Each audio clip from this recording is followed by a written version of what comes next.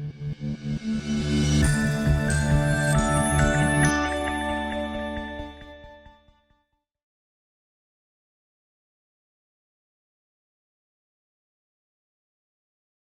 right, we are right at 9:30, so welcome. I'm so happy to see all of you here. Looks like we have about maybe 10 in this session, which is good. Looking at all the numbers, I'm very happy to see that. I don't know if any of you were in the main session or not. I was not, unfortunately, the opening session, just trying to get ready for this. But welcome. I'm happy to have you here. I hope this is as much for me as it is for you, because I think we all have room for improvement in communication. And I think that this past year really highlighted that for us. So I'm going to be feeding off your ideas just as much as I'm hopefully going to give you some that you can take back with you to your district. So I do want to make clear that this is a presentation about communication. So you're going to be asked to communicate, and you're going to be asked to help out and provide some discussion. That's something I'm going to lay out at the very beginning of this presentation, that this will be a much better facilitated if we all work together and give ideas. So please, at any point in time, send a chat, unmute, feel free to unmute, ask questions, and this two-way dialogue will be go a lot smoother if we all communicate together on that. This is also a Creative Commons licensed presentation, so if you want to take this and reuse this in your own district, feel free to, just non-commercially, okay? Before we do get started, I'm gonna take just a few minutes because you're gonna have to do this with every session here with NCBOLD. So if you have another device, your mobile device, cell phone or iPad or something, you will need to download the Performance Matters app. And you only have to do this once. So this is the first session of the whole conference here. I'll give you just a few minutes to go ahead on your phone and download the Performance Matters app. You will have to use this app at the end of the presentation in order to get credit for CU credit for this workshop. So download this. There is a registration code here in the bottom right that you will need to use for this presentation. If you have any problems with this, please let me know. I assume that Brian and Lauren and all of them are awaiting for any problems to arise, if any, with this process, but you'll use that registration code in the Performance Matters app. So take just a few minutes. There's a how-to page right there, that bit.ly, the NCBOLD 721. And I'm also going to, this is kind of a mobile app for the conference. I'm also going to drop that in the chat.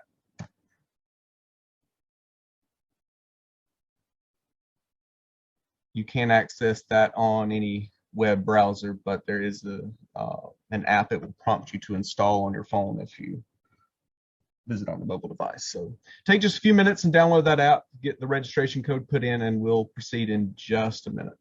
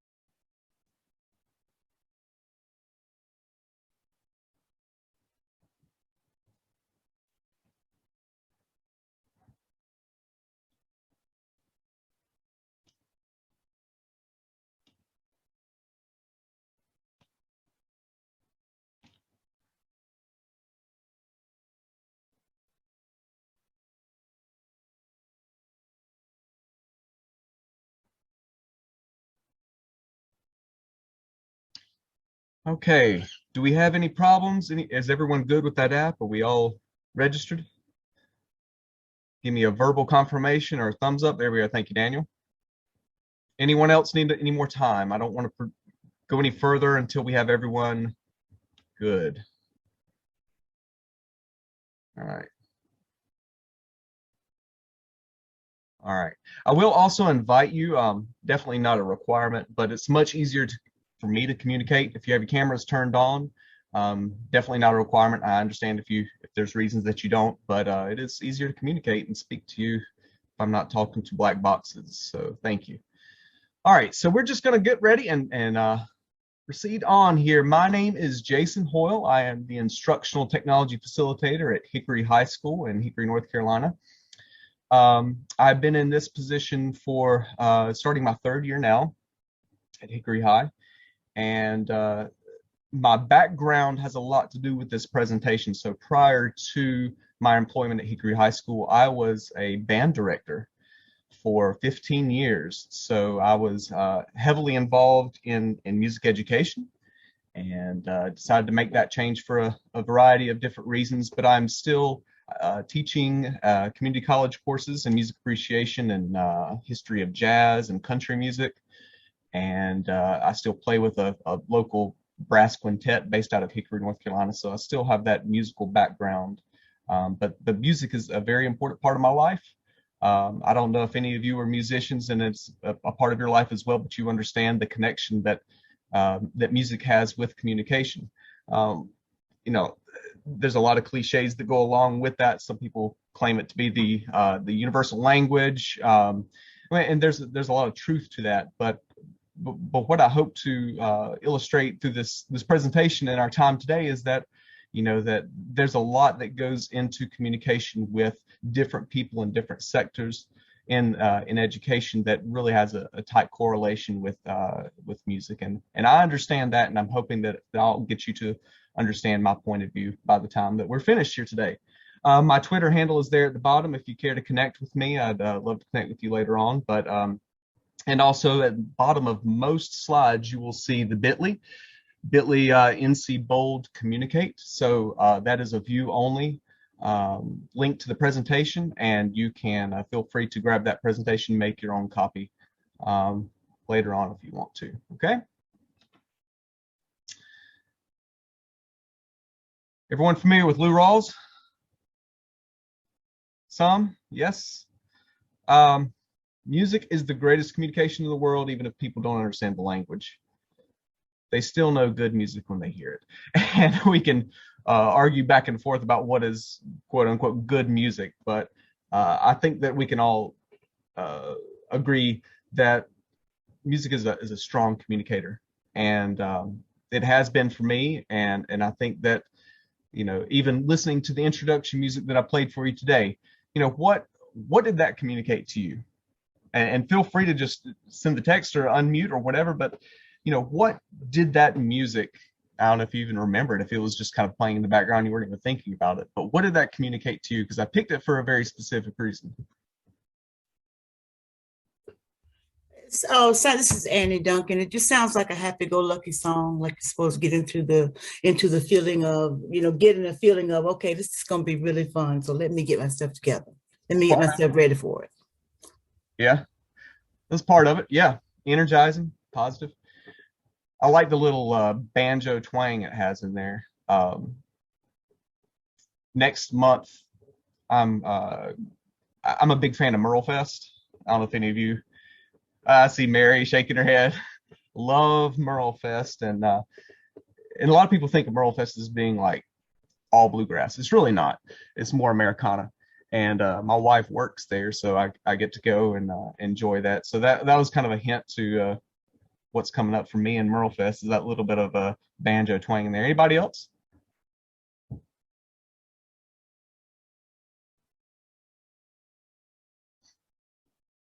I hope it was energizing and positive, because I need it right now.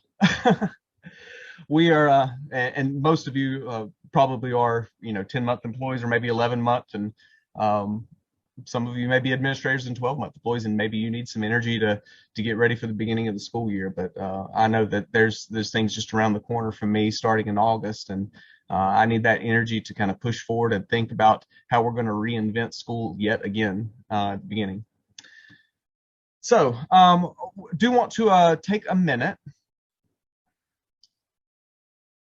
and let's see real quick. You should see a poll. I'll have to leave this session.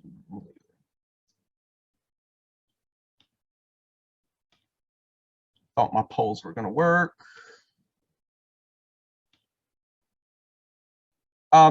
Just go ahead and pop it in the chat. What is your position in your school system? Are you a teacher? Are you an administrator? Are you a support staff, ITF, media? Are you a district level director? Are you a superintendent, assistant superintendent? So just so I can get a better idea of kind of the group that we're working with here, it helps me kind of gauge where the group is and what we need to focus on a little bit more. I see some teachers, I see a principal. Okay. Administrator, DPI program manager. Good. So we're kind of hitting both here, even though this was originally kind of gauged toward administration. But even though that we have the teachers in here, this pertains to you as well. And there are some digital competencies that we're addressing with you. So up on the screen, you see the digital learning competencies for school administrators that we're hitting with this. So you notice that a lot of this has to do with community. And this whole presentation and this whole concept really evolved from my discussions with my own principal and my own administration about how we need to communicate better this year. And this conversation started way before COVID even hit. So I think the whole remote learning option just highlighted and gave us even more firepower to develop this process and some of our procedures that we're going to have moving forward. But there's a lot of community engagement with stakeholders, model responsible use of technology, and that's a big thing now. You know, how are we going to, even from the classroom, from the principals on down, how are we going to model responsible use of technology for the students and leveraging online communication channels? So yeah. And for our teachers in here, you notice a lot of these hit our digital citizenship. And I'm in charge of facilitating digital citizenship training for my school. And so a lot of this is going to fall on me in collaboration with our principals and administration, but responsible digital social interaction. We have this curriculum that we have to be teaching students, equitable access, and choosing appropriate digital tools once again and resources for our students. So the reason I put these up here is because some of these things relate to our school improvement plan. And it's really important that we're always looking to our school improvement plan and how we're going to address those key indicators on the school improvement plan. Okay, so we just finished with the pandemic, if anyone didn't hear, or we're still kind of in the pandemic. What lessons have we learned? And obviously in my school, in my district, it's going to be a little bit different. And there may be some common ground between all of us. But I think each individual district had a few specific things that were tailored toward them. So how was communication for you? I just want to ask that. And this is not a time to throw anyone under the bus or call out names or anything. We can keep it anonymous as far as, your comments. But how was communication? You can throw this in the chat or speak up. I would love for, have some vocal discussion about this. But can you elaborate in your district and either good or bad or indifferent, how was communication when we started this whole thing, when we were full remote and we were hybrid, and now kind of when we're going back? How was that for your district? Did it frustrate you? Were you happy with it?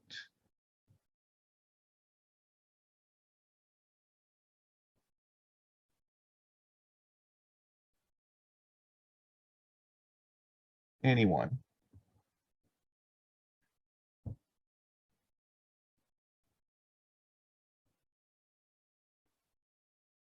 So improved over the course of the pandemic, but still room for improvement. I can agree with that. I think we learned a lot of lessons, and we kind of built the airplane as it was flying. Think your group was your district was doing the best they could. Yeah. Anyone else?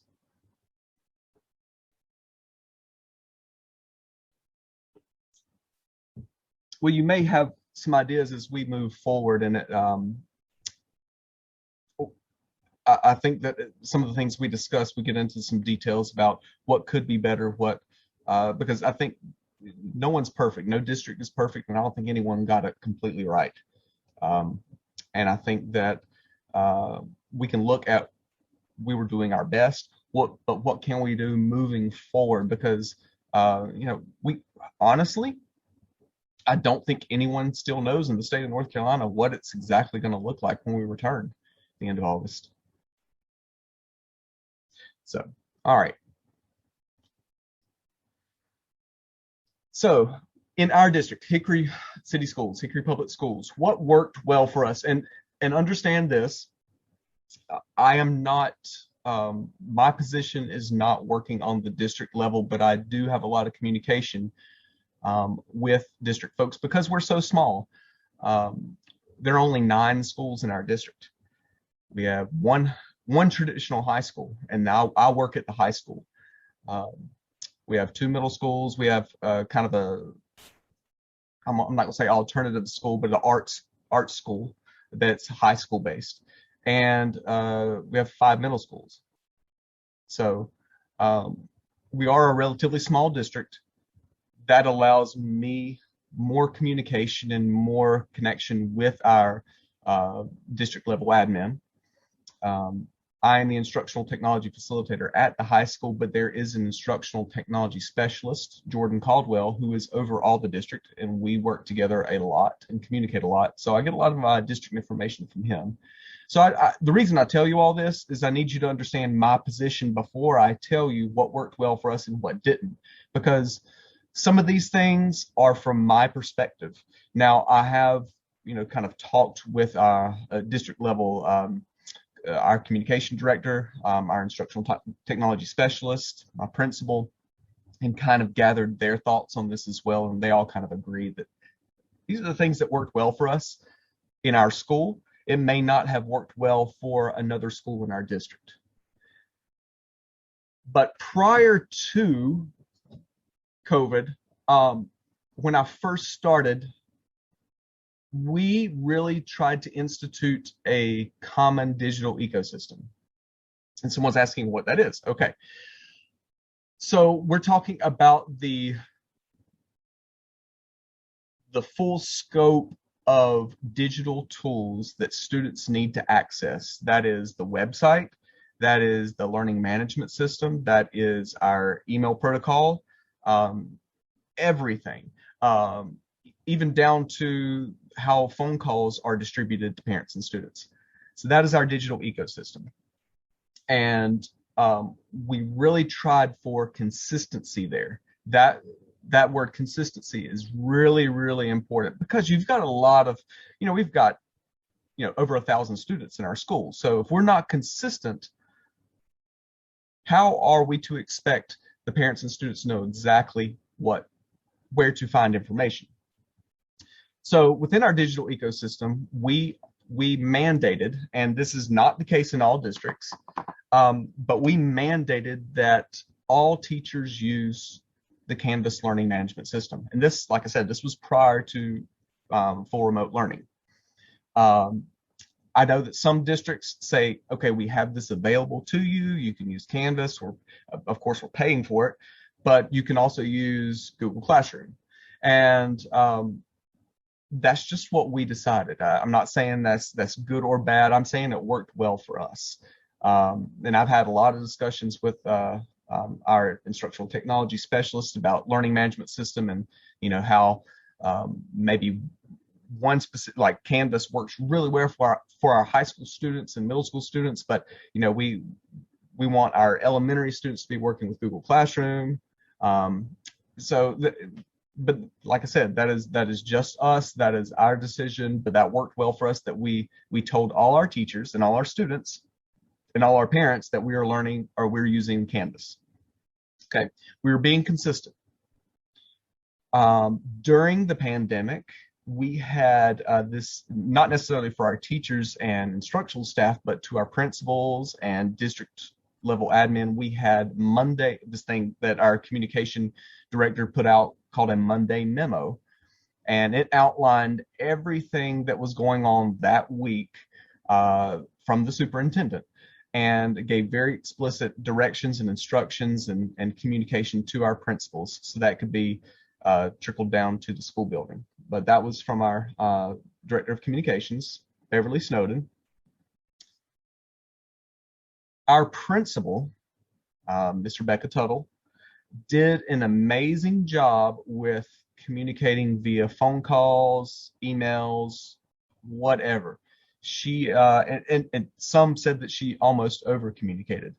So we had a weekly phone call that went out every Sunday from our principal to all staff and parents and students, outlining what was happening that week. There was an email that was sent out specifically to students and parents. And then there was another email, and this is all on Sunday, specifically sent out to teachers. So there was a little bit, the information was a little bit different coming to the teachers. It had some things that didn't necessarily need to go out to the full public. So there was a lot of communication digitally from our principal in that regard. And also there were phone calls from the district, sometimes not as frequent, but maybe every other week or so. Going back to our specific site, as far as the high school, we dictated that teachers had to have a consistent website and a virtual space. Now, this was the beginning of the pandemic. So let me show you kind of what that looked like. First, I'll show you the template here. And what I did, I just created a Google site template, very, very basic. Now, the one thing I don't like about Google Sites is that you can't force a copy yet. So I know there are several workarounds. You can put it in a folder and share the folder and force a copy. I just found it easier to put this little disclaimer on the page, say this is a template, do not edit, create your own copy, yada, yada, yada. So what you're seeing right now is not, this is a published version. This is not like what I shared with them. They actually saw the editable copy and they had to make a copy and save it in their drive and all that stuff. Inevitably, someone did not read the directions or pay attention. They started editing this, and then it was very easy with Google and the history to go back and just change it back to my version. So that's kind of where we stood. But we provided this to every teacher, and we said, okay, this is a starting point. This is the bare minimum of what you must have on your teacher website. And feel free to be creative beyond this. But we do want these elements to be present in your teacher website. So they were to delete this box.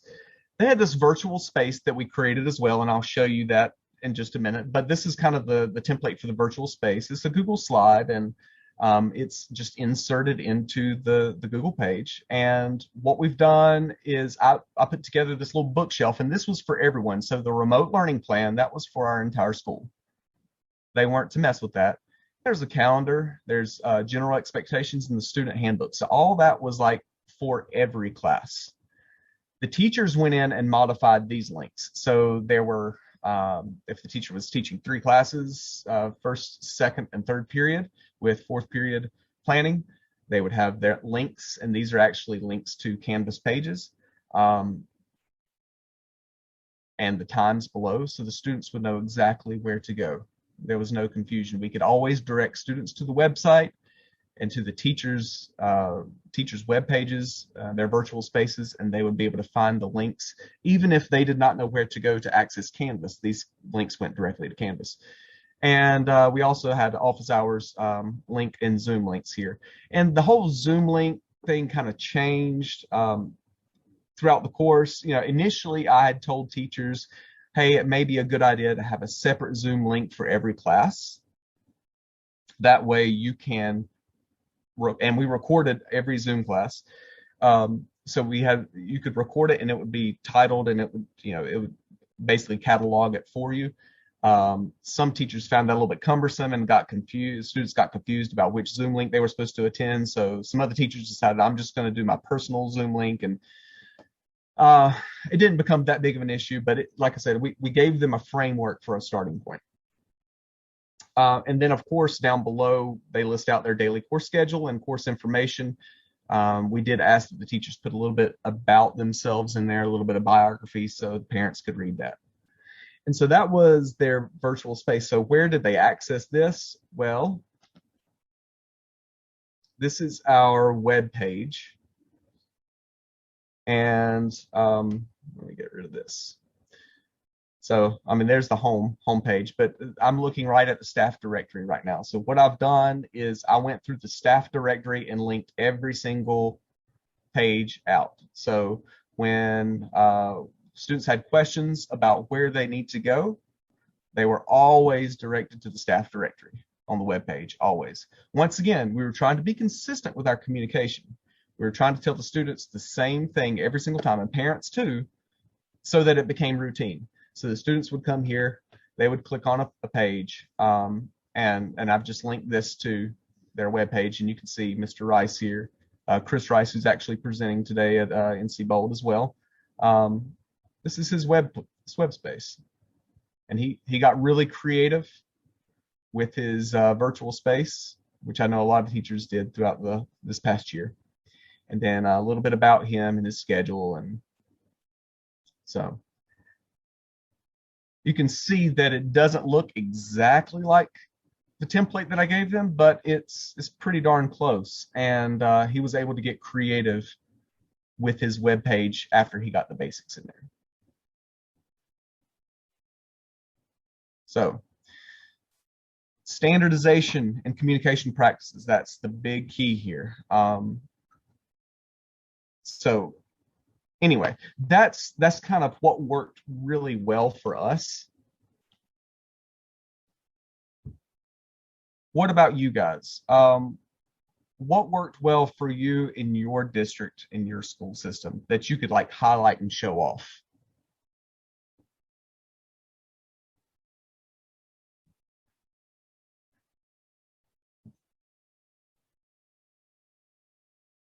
Did anyone else? Let me ask this, and this could be a yes or no question in the chat.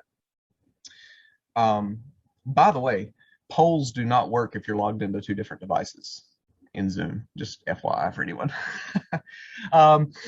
So you can throw this in the chat. Did anyone else, yes or no? Did you specify you had to use this LMS? And you can give thumbs up or yes. I'm just curious. Also, I'm seeing some yeses. Okay. Jamie mentioned you were split with Canvas and Google Classroom. Can you elaborate on that? Is that within the same school? Did you give them a choice? So our elementary schools mostly use Google Classroom, and our high schools use Canvas. And then we here in the middle school kind of fell in between. So we gave our teachers autonomy to choose either one. Some of our 8th grade teachers did use Canvas, but most of the school used Google Classroom. But then when they got to high school, they had to make that transition. Jamie, did you find that caused any confusion with parents and students, or was it well communicated within each teacher's classroom? We tried to make sure it was well communicated, and even with our 8th grade, some of our 8th grade teams, one teacher on the team might use Google Classroom and one might use Canvas, but we didn't hear any complaints about it or any concerns, because the teachers really made sure the kids knew how to access everything. And then for 6th and 7th grade, those teachers use Google Classroom, so there wasn't really an issue. And we didn't hear anything vertically either, where there were people confused, my kid's in high school or mine's in elementary school, and what are we supposed to do? It seemed like it was communicated to the student and the parent fairly well. And that's the key. I mean, you have to be clear and communicate to the parent exactly what's going on. So as long as you're doing that, I guess it can work. But the problem we fall into is when it's not done that way, and that has to come from the top down. We have a question. So Amy, your school's going to be using Canvas for the coming year. Is that going to be a requirement?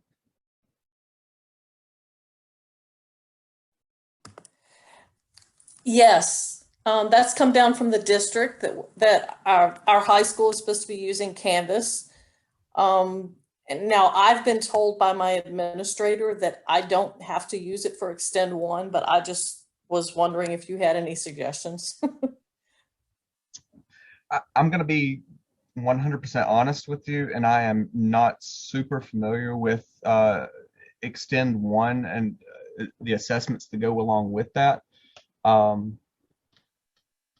But I can definitely put you in touch with someone at my school that has experience with it and used Canvas, so I know it can be done.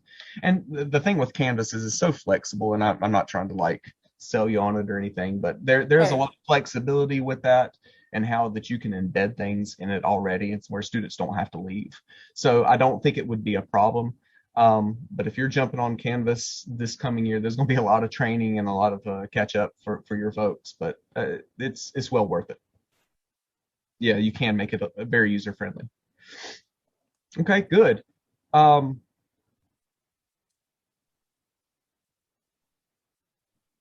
Stephanie says you require a virtual classroom. Yeah. Okay, good. Awesome. All right, so there's going to be things that didn't work well, and I want to just highlight a few of these before we gather your thoughts as well. And you can go ahead and do this if you have your mobile phone. You can scan that. There's also, let's see, I'll copy. We'll put this in the chat. If you will go ahead and start throwing these in here, we'll discuss in just a second this little Padlet. I'm sorry, that went directly to Annie. Let me put it to everyone. Here we go. Go ahead and start sharing your thoughts in here while I discuss what didn't work well for us. So even though we strive for consistency, we're not there. And I think that I don't know if you're ever going to achieve 100% consistency, because like I said before, we're all human. And especially when you have a staff of over 100, you have to have everybody on board and following protocol exactly to be consistent. So there were some instances that we did have some problems because teachers did not understand what we were trying to accomplish. They did not follow protocol exactly, and that caused some inconsistencies and caused communication breakdowns between teachers, parents, students, and administrators. We had some conflicting information. And when I talk about conflicting information, I'm talking about information coming down from superintendent, assistant superintendent, directors, and then the principal getting a different message as to what's communicated via an email or vice versa, or maybe the teacher gives conflicting information to the student versus what they were told in a faculty meeting. Once again, that's just being inconsistent and getting conflicting information. Too many sources. I mentioned before that our principal sent out, like an email, a phone call, another email. It was posted on the website. Just sometimes we're inundated with too much. That's one thing I'm going to try to work with our administration on this year, is to condense information and make it more streamlined, so that sometimes we think I just need to get out as much stuff that's possible, get it as many avenues as possible, but sometimes that can be overwhelming and will just shut people down. Not really our fault, but, and I'm sure many of you experience this too, but especially within Power School, missing information for students, parents, right? Like contact information. There were a lot of times that teachers were trying to contact parents, which they should have been doing, but the information in Power School was incorrect. The phone numbers had changed, addresses had changed, and sometimes I had an updated email that they didn't have. So we're working on that as well, updating missing information in Power School. Something that really frustrated me, and I was very honest about this to my principal in my summative evaluation, but rescheduling of meetings, like our administrators were just inundated with constant meetings and constant interruptions, in so much that I would have a meeting, or I needed to have a meeting with my principal about something important, and she would have to reschedule, and that would be rescheduled again and rescheduled again, and it would always get put off, and I couldn't do my work efficiently because of the communication breakdown further up the chain. So what it boiled down to was that she basically said, okay, next year we're going to have a standing meeting every week at such and such day, such and such time. And if we need cancel, we cancel. And that's fine. But it was really, really a struggle, especially there toward the end, when we had so many rescheduled meetings. So that was some of the things that really didn't work well for us. I'm sure there were a lot of others. Once again, I'm just speaking from my perspective at my school. But let's see what some of you folks had to put in here too.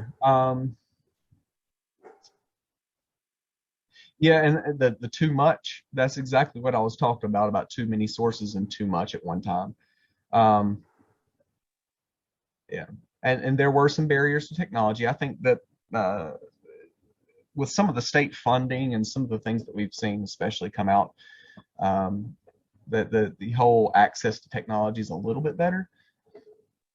I know we're one-to-one and have been, and many other districts are one-to-one because of this. And there's, as far as like accessing the internet, there's a lot of programs out there that have been supplemented from the state of North Carolina that help with access. Annie, you scanned the QR code and got a message stating you were not registered. Is that with Padlet, I wonder? It should be open. You just click on the link that I put in the chat, Annie, and on your computer, and that should solve the problem. If not, let me know. Frustrations. Oh, yeah, not reading. And you know what? That happens with faculty too.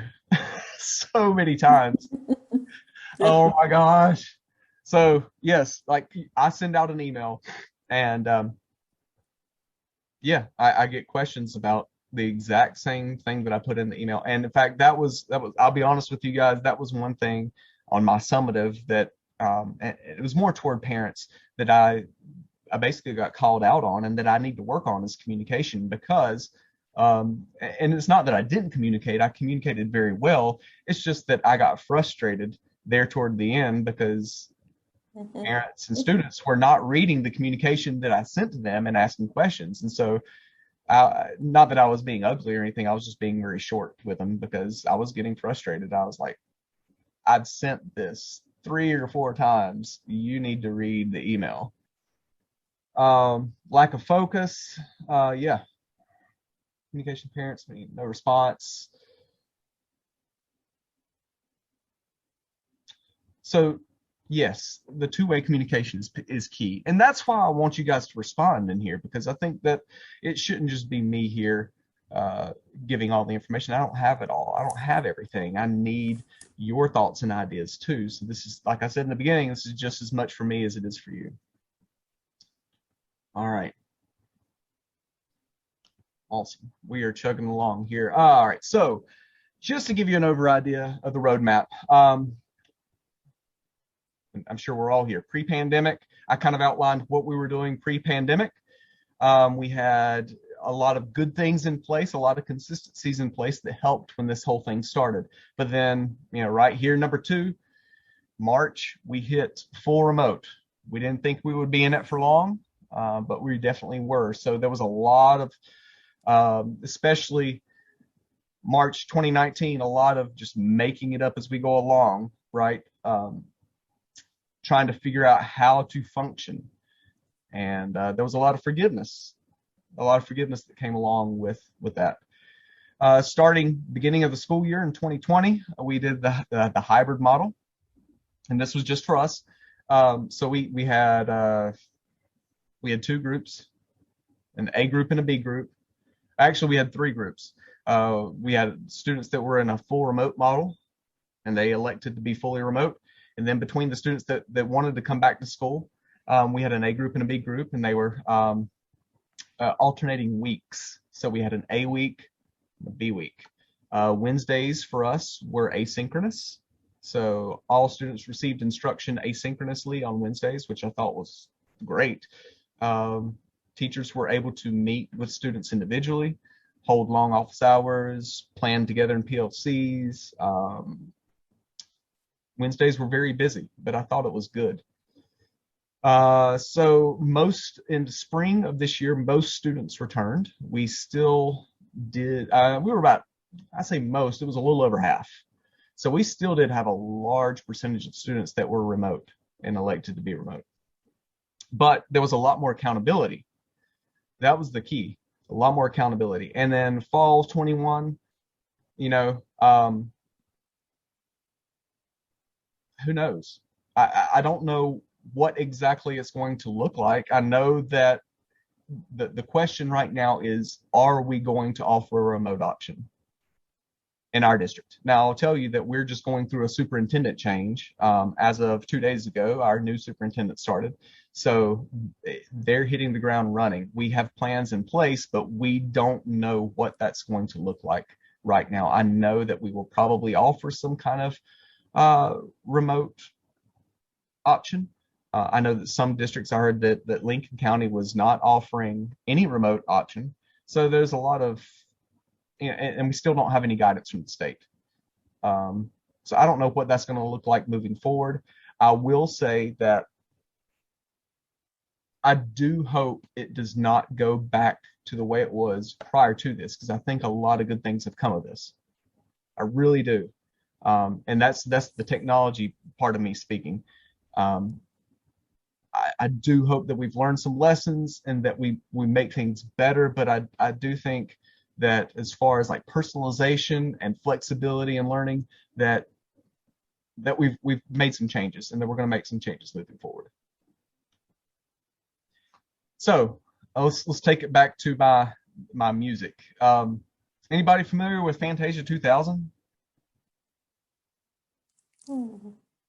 Yes, that's like kind of a long time ago, wasn't it?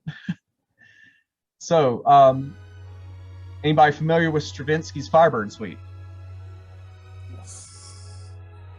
Stravinsky,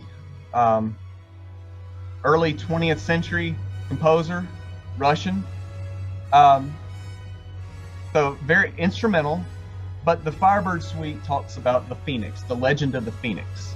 The phoenix is the bird that lives for 500 years, dies in a pile of ashes, and then rises again, is reborn through the ashes. So musically speaking, that's really what we're doing. We thought the world was crushing down on us. We tried to survive as best as we can, but I really do think that we're going to rise from these ashes, and it's going to be better than ever because we've learned a lot of lessons. We've been forced, those that were holdouts on technology were forced to use some of these really great tools, and now they get the benefit of this. I love Firebird Suite.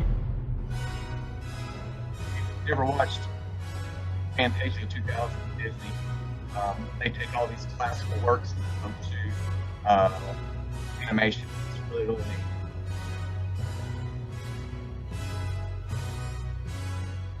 And I'm a trumpet player too, so I love all that brass. Anyway, that's the final scene. So how do we rise from the ashes um, and moving forward?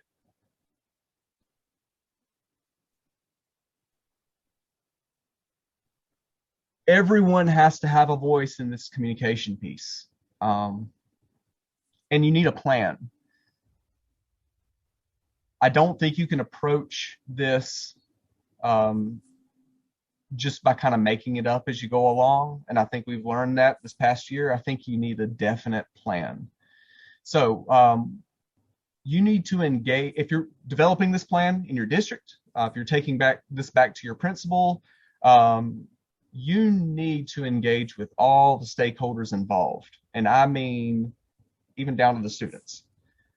I did a couple of meetings, a couple of roundtable meetings with some students not this past year. Yeah, it was this past year, the beginning of the year, and got some really insightful information from, the students about what they need as far as communication practices. So parents, students, teachers, administrators, community members, PTA, you need to involve everyone in this process because you're going to gain different perspectives from those people.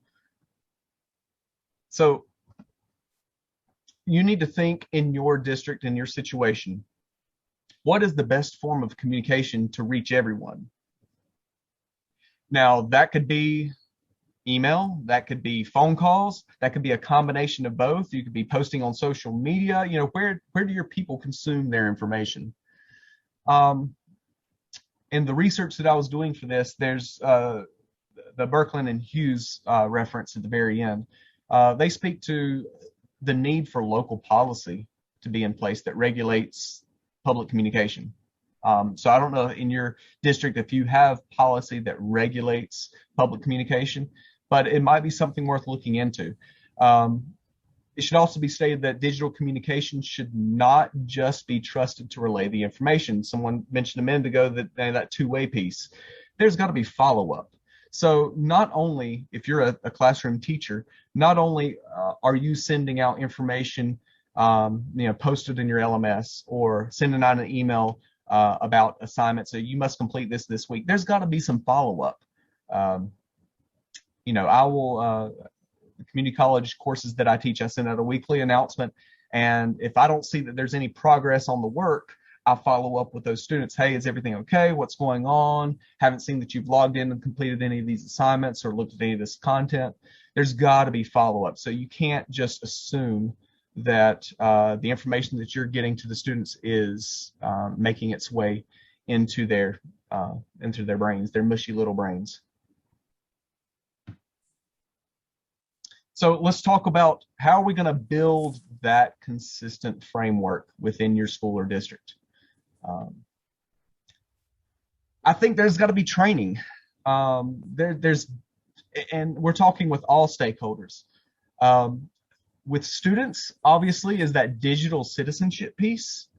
But I think that admin, staff, and parents, there's digital citizenship that applies to them as well.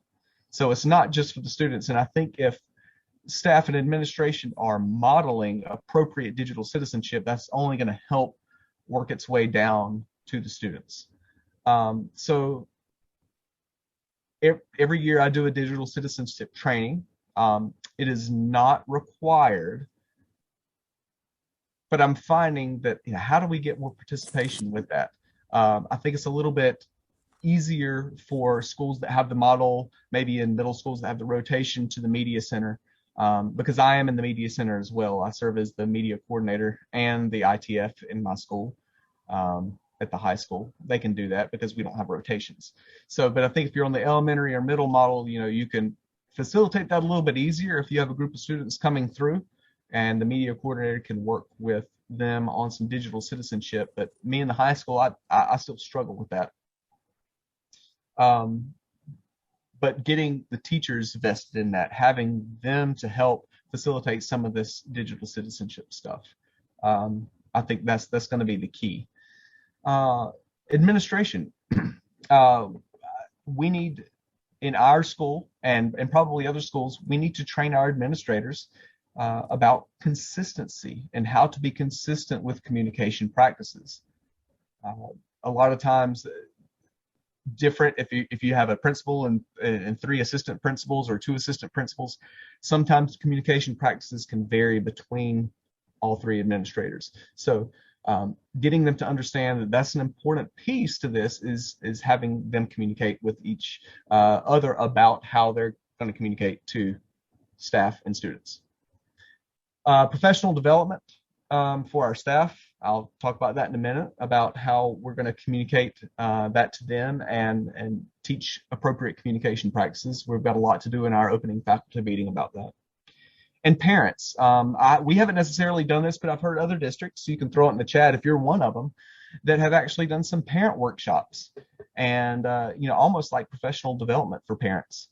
Once again, it's not required, but how do you offer that to your parents, and maybe after school hours, and have them come in and, okay, this is how we set up an email, this is how we set up communication via the Canvas learning management system. So there's a lot of tools out there. Just having the more you can get the parents involved with that, the better. And I'm gonna have to move through a little bit quicker, and we'll get to some discussion here in a little bit. So communication breakdowns. This is kind of our setup. We have a superintendent and several directors of areas, principal, teacher, parent, student. So a lot of the information from the superintendent and director does not go directly to teacher, student, parent. Some of it does, but I would say the vast majority goes through the principal. So principals play an extremely important role in disseminating information to teachers, students, and parents. And if you have inconsistencies here, if you have a different message that's going to the teachers as opposed to the students and parents, there's where that communication breakdown happens. It's probably not intentional, but it does happen. Same thing with the teacher here. If different information is given to the parent as opposed to the student, or if the superintendent is providing opposing information to directors as opposed to directly to the principal, we have communication breakdowns and we get a lot of frustration with that. So I think it's important to acknowledge that this can happen and that there is a tremendous need for consistency. Does anyone else experience that?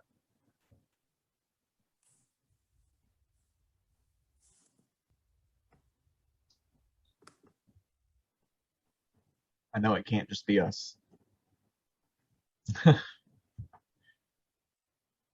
All right.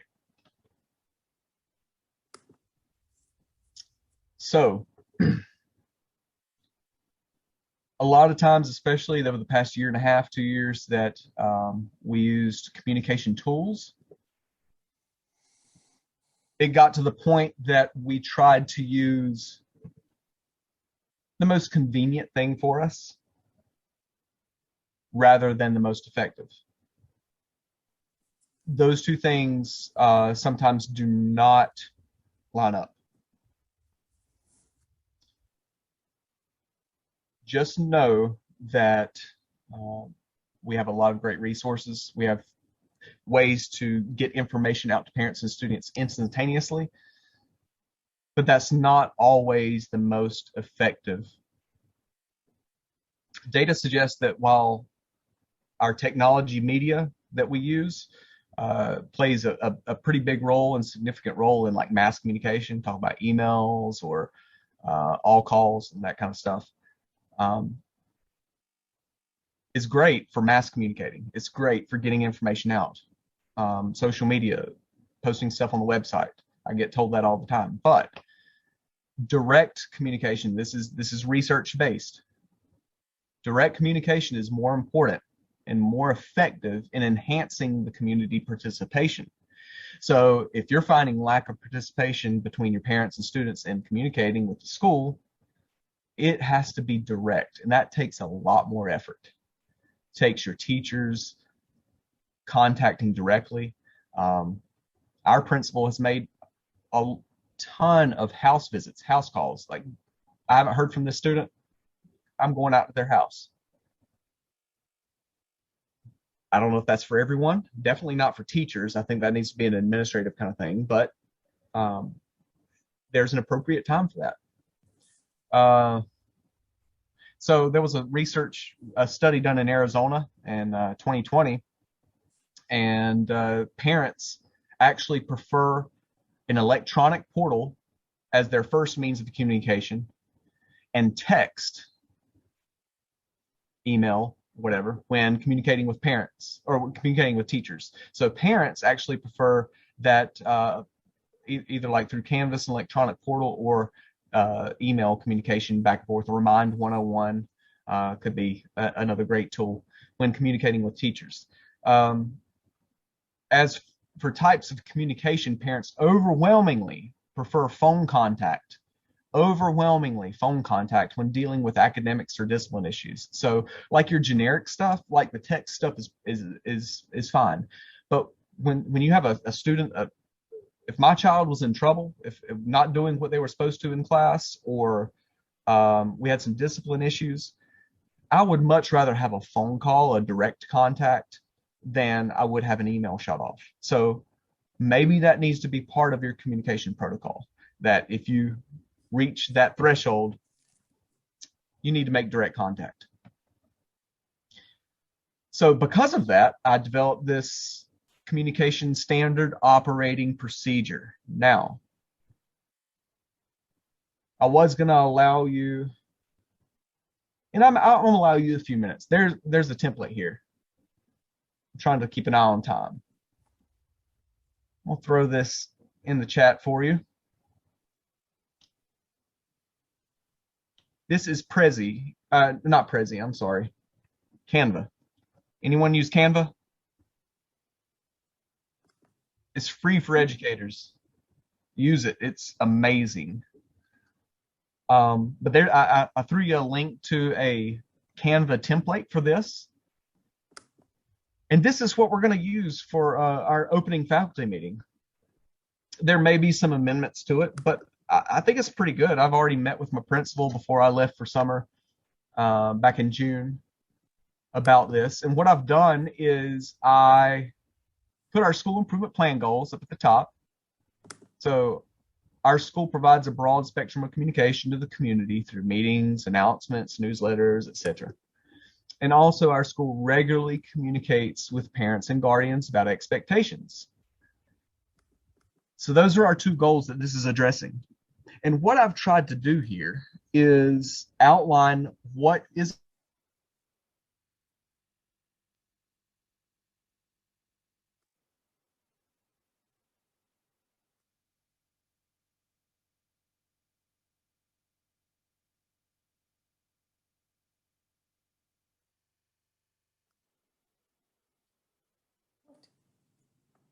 Got kicked out of the meeting. There it is.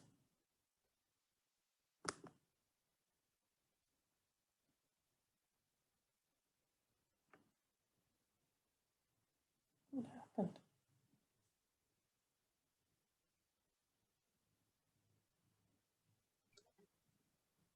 Is anyone else frozen? Oh, okay. I think it's just him. Yes, Okay. him. Mm-hmm.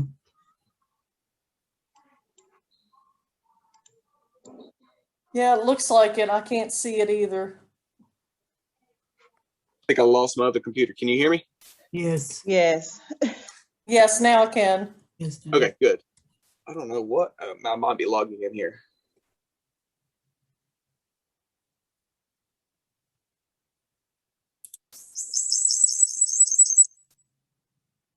All right. I think I'm back. I don't know what happened on my main computer there. I lost you. Nice, Plandy. Yeah. Thought it was something I did. All right. So let's get back to this. Let's share that screen again. I apologize for that. I have no idea what happened. There we go. So if I was, if a teacher wanted a course specific announcement, that would not be appropriate for the website. Definitely not. That needs to go to the course specific information, which is only accessible to the students. And for us, it would be through Canvas. So look under the email here, academic concerns, praises, teacher-parent communication. We're talking, I wouldn't say egregious concerns, slight concerns, first contact. Once again, there needs to be follow-up. Under here, under our admin, home visit only admin, like truancy, we have missing equipment, someone didn't return a Chromebook. That never happens, right? I'm, I'm dreading going back because I'm gonna have to track down like 20 or 30 of them. Major academic concerns. Those things are pretty, those need a home visit if you can't contact the parent. So I really think this is a really neat graphic to give to your faculty if you've gone over it with your administration and say, hey, this is our standard operating procedures for communication in our school. Don't go to your webmaster and ask him to post something about, this in your specific class. That's not the appropriate place to put that.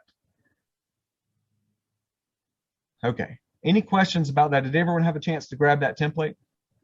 If you wish, and you have access to this presentation, so you can always go back and get that later on if you need to. I mean, what do you think about that? Am I crazy? Is that helpful? Do you see that as something helpful for school systems or your individual school as a teacher, as an administrator? As a principal, I like it because it gives you a clear, like what is appropriate for whom and when. I think it flows really well. As a principal, I really like this. Good. And I need feedback on it because, like I said, I've only discussed this with people in my district. Now, does Canva only work aligned with Canvas, or is it free regardless of whether your school uses Canvas or not? It's free regardless. They're not any way connected. Okay. It does get very confusing, but you have to go in Canva. It's a graphics program. You have to go through a process of putting in your school associated email, but it is free, and they're starting to build in some like assignments for students. That feature where you can create a class. It's not 100% education friendly yet, Okay. but I think they're getting their way. But it's pretty neat. You can make some really amazing things. Cool. So yeah, feel free to use that. Here's another. I'm gonna talk specifically about email real quick, because email I think is the most widely used communication tool, and I think it's abused probably the most often. So take a look at this and see how much you agree with it. And we could change how to email a teacher to just how to send an email, right?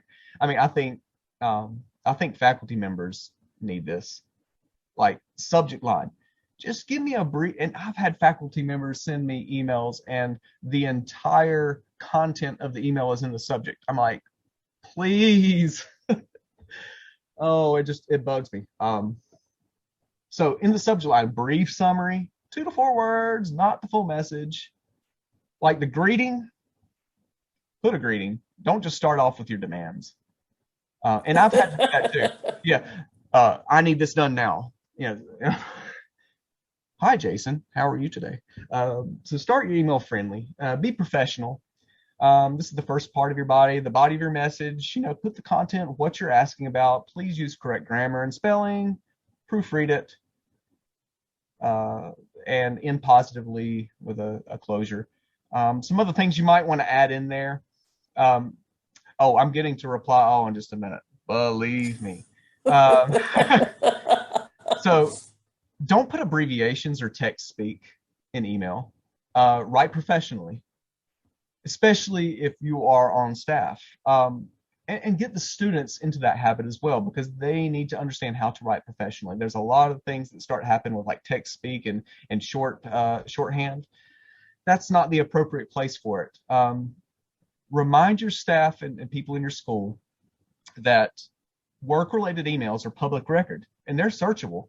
And while you may not have something in there that is a fireable offense, I mean, that can be searched and employers down the road can kind of see, what you've been writing. And I mean, it's just, it's good professional practice.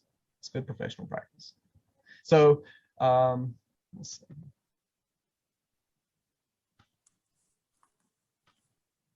If you're not on the presentation right now, there's the link to grab that graphic if you want to use it. And we did create this, me and a couple of the teachers, and I've asked if we could share it. So you can reuse that if you want to. I think that was made in Canva too. Okay, so here's the some other soapboxes or just helpful tips. Sounds like other people have problem with reply versus reply all. So you need to, it's just a training thing, you know. A lot of people that do that don't realize, or maybe they do, I don't know. Maybe they don't realize what a headache it causes for people to get so many emails. But training your staff and in administration on the difference in the appropriate use of reply versus reply all. For instance, we have recently had someone to move on to a different position, and you know, she sent out to the whole staff, I'm gonna be missing you guys. And you know, while right now is not a busy time, replying directly to that person versus replying to the entire staff for them to see your response. You know, first of all, what is the message you're sending when you're replying to the entire staff for them to see your response to someone else? You know, are you trying to get praise on your own, or are you just trying to show everyone else that you're, you know, giving the appropriate congratulatory message to? I don't know. I think it's the intent, really. But you know, when's the appropriate time to use reply versus reply all? And when you have distribution lists, that needs to be addressed with your staff and faculty. Definitely something we're going to be talking about. Did you know that Google Meet integrates really well? And I'm speaking really specifically to Google Suite districts. Is there anyone in here that is not a Google Suite? Because I think most of North Carolina is, most North Carolina districts. If anyone's not, I apologize, but I think most everyone uses the Google Suite of tools. So Google Gmail, Google Meet integrates directly with that. It has for a while.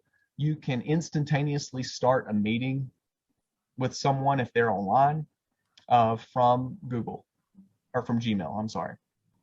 So if it's something that's really important, like, you know, you're talking with someone, hey, can we meet right now? And you don't want to pull up Zoom and you're using Zoom or whatever, boom, you just go ahead and launch Google Meet. Very easy. Recently, some things that have landed in Google is that, you know, if you're working in a Google Doc and you tag someone, does everyone know how to tag someone in a Google Doc with a little plus icon, and you type in their name? It will send them an email saying, hey, you've been tagged, here's the comment. Well, the recipient of that email will actually have a space in Google to reply to that comment without actually having to open up the doc. It's pretty cool. So that's fairly new. And what I'm talking about is just, you know, ways to communicate more effectively. So if you're working on a Google Doc, if you're building something, it could be with students, it could be with your faculty, small group, PLC, whatever. And you can add those replies into the doc, and it will go to their email. They can reply within the email without having to open up the doc. It automatically changes anything in the Google Doc as well. I'll also speak to one more thing about, and I mentioned this to my wife last night, she just kind of rolled her eyes, but organization of your emails in Gmail, and being able to appropriately use label. And this is really not what this is session's about, but it does go with communication. It helps you to be more efficient. But using labels and folders in Gmail to organize your stuff, it bugs me to death. And if I look at my email right now, it might have, like, you know, 5 to 10 unread emails. But you've seen those people, and some of y'all maybe, and I love you to death already, but that have like pages and pages of maybe read emails in your inbox, but they're just kind of sitting there hanging out. I can't do that. I'm sorry. I think that, you know, for me especially, just being able to be organized and keep labels and folders appropriately labeled, it helps me in communication because I know exactly where to go to find something, and I can organize things quickly in Google. Okay. Any other soapboxes for anyone? I know we're coming close to the end here. I'm not going to talk too much, play this audio example, but I will illustrate once again. You know, I actually played in a Dixieland jazz band years ago. Really fun. Dixieland jazz is considered traditional jazz. And so it's, you know, one of the uniquely American art forms. And you can see by the picture there that you have such instruments as the drum set, trombone, clarinet, trumpet, and piano. And I got to thinking, you know, that is a really good representation for communication in our school systems, because we talk about music being a good communicator. And small ensembles like this, and I play in a brass quintet right now, which is 5 people. In small ensembles, you have to communicate non-verbally. So there's a lot of communication that goes on. So I think we need to define some roles before we finish up here. And we've already kind of talked about student, teacher, administrator, parent, staff. But I see the student as, you know, if we're talking about personalized learning and how to make the student the focus of all this, because they should be, the student's the lead voice in the ensemble. The trumpet is the lead voice typically in a Dixieland jazz band. The student should be equipped to stimulate effective communication. They need to be taught and trained how to communicate effectively with others. The teacher and the administration, like the drum set and the piano, if you don't know a whole lot about jazz or small ensemble jazz playing, this is considered the rhythm section. Okay, so the rhythm section keeps things going. They're there for timing. They provide rhythmic structure. They provide consistency for all the other instruments to work together in harmony. The administration is not only a rhythmic drive, but provides harmonic structure. That's kind of a double entendre there. Like, we need harmony amongst our faculty for everyone to succeed. The clarinet, you know, in a Dixieland jazz band, often like quips, trills, these little quick things that come in, highlighting main ideas, echoing other important main ideas. That's really what the parent's job needs to be, not just to sit back as an audience member. They need to be involved in the process. And finally, our staff, we can't leave them out because they're important as far as the harmonic structure, providing support for all the other members. I know that our receptionist is leaving us, just found out that the other day. Our receptionist is actually bilingual. And so you talk about communication, that was an extremely important communication piece for us because we have a lot of bilingual or a lot of Spanish-speaking families. And so that is an important communication piece that we're going to have to find and hopefully fill with someone else that can do that as well. So how do we leverage the tools we have? We're working on social media. We have email, we have phone, we use Canvas. Some teachers use Remind. It's definitely not consistent with everyone. I use You Can Book Me if anyone used that for scheduling. That's a very helpful tool. I've gotten all of our counselors using You Can Book Me. So if students need to book a specific time with them, they can do that. And there's a free version. So how am I going to leverage all these tools? And that's just, you know, just kind of thinking out loud. And I think that you need to do the same in your district. You need to think about what tools do we have? I'm not asking you to buy anything new. Someone mentioned they're getting ready to use Canvas. There's another great tool. But how can you leverage those tools that you have to effectively communicate and develop this communication plan for your school or district? One thing I just wanted to highlight real quick is that we use Canvas, and since I lost it, I might have to pull it up real quick. I use a faculty Canvas page, and I'm going to use this a little bit more consistently this year for communicating with our teachers, but I also want them to understand that this is going to be the location that they need to go for professional development, because they're using it with their students. Why shouldn't I use it with them and be a good model? So we've got a faculty resource Canvas page here. It's very simple. I throw in some content-specific resources, some tutorials, any approved logos that we want to use for our school and communicating with parents. But also, we're involved with Modern Teacher and professional development through Modern Teacher, if you're familiar with that. So all of our Modern Teacher, I'm communicating this to our faculty right here. I've got like, okay, semester 1, this is what we're doing. This is our plan. Semester 2, this is our plan. So they can go ahead and see that and prepare for the upcoming year. But I'm using this as a communication tool. I've tried to build out individual departments on here, and encourage them to communicate in their PLCs through their individual departments through Canvas. So that's a tool that I'm using and leveraging.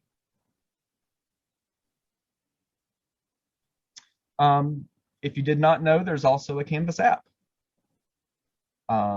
I've tried to encourage, and it's actually really good. I've encouraged students to download this and use it as another source, because we all know that students use these things religiously. And you may have protocols in your school to limit use for that, but I think there is some appropriate use for mobile devices in the classroom. So think about how you could use the app to send out notifications, because you can push notifications and messages through the Canvas app directly to your teachers. And if every teacher is using the app, once again, consistency, and every teacher has their phone on them, and that app gets pushed to their phone, they don't even have to check their email. It's an automatic notification. So just, I'm kind of thinking out loud down the road about how we can use that. So I know we're almost out of time, but I really want you to think about how you can change your communication protocol and how you can develop a plan. That's the biggest thing, is having a plan in place that's going to impact you next year. We all have seen what this past year has done as far as communication, and the great things that have come through it, but also the struggles that we face. And I just think that the better that we can communicate with parents and students from the top down, the better off that we will be, and the more successful in the end that the students will become. So I'll just kind of leave that question there for you. I really do appreciate your time. I appreciate you coming in. It's been fun getting to hear some of your ideas and what's going on in other districts. I've probably talked way more than I really wanted to, and it always ends that way, but I will welcome you to connect with me on social media. You can send me an email. It's my personal email address. We can communicate. If you have ideas for me, or you've thought about something and you have a question a little bit later on, I would love to communicate with you. So thank you for your time. I know you're getting ready for some other sessions. There's the references. I'd love bensound.com with some free music, as long as you credit them. They have some really neat, some music you can throw in.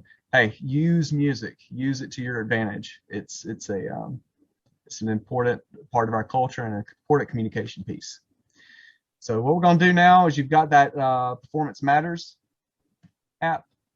If you will open that app, you can scan that code using the app, and you will be able to put in your information and get credit for this presentation.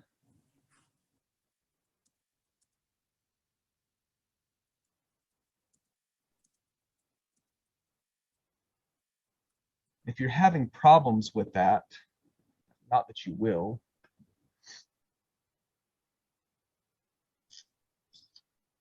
I'm going to throw in some emails to the chat. If you happen to have any problems with that, or throughout the day with getting credit for this, there's Lauren, Brian, and Jill's email address with DPI. You can connect with them and send them an email, let them know what's going on. Great. Thank you, Annie, for giving me confirmation on the code. Does anybody else need that code? We all good?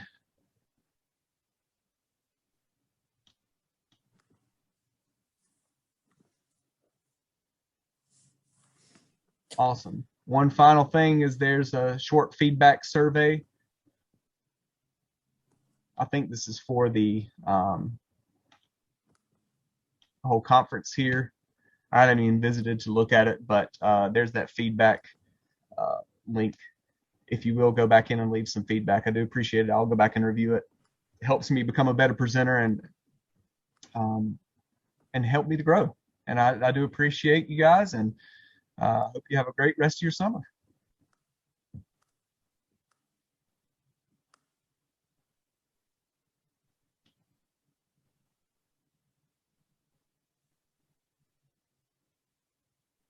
I will. I am so ready for Merle Fest. It's in September this year, but I am going camping out there and spending all 4 days.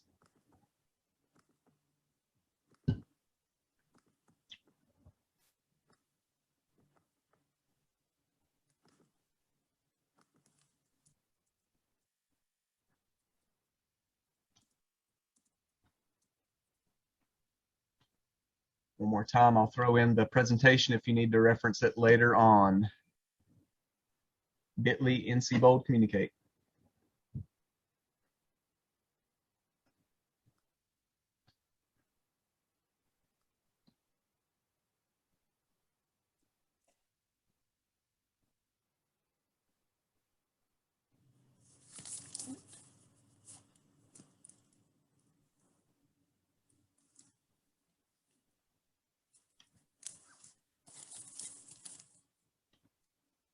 All right, guys. Thank you. Have a great day.